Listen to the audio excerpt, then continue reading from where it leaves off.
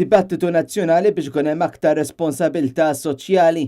F'konferenza organizzata minn Thomas Fenech Foundation for Education flimkien mal-President Foundation for the Wellbeing of Society, it-telet konferenza li kellha li tindirizza l-ġurnalisti, l-NGOs u l-esekuttivi korporattivi involuti fit-teħid ta' deċiżjonijiet ta' CSR, il-Corporate Social Responsibility.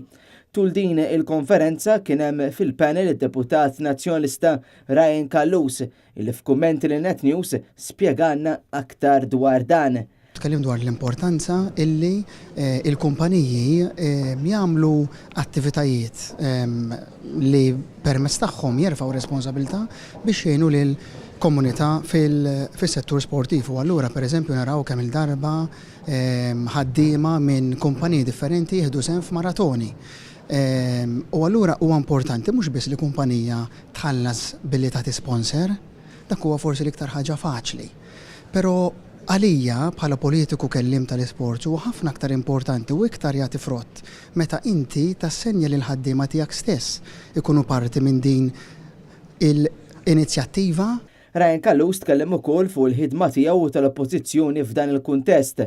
Waħda mill-affarijiet li nafsu hija l-ġida kontra l-obeżità u jiena tkellimt ukoll kemm importanti li l-kumpaniji jimbuttaw affarijiet li jmorru kontra l-obeżità anke f'dan ix-xogħol tagħhom li jagħmlu fil-komunità.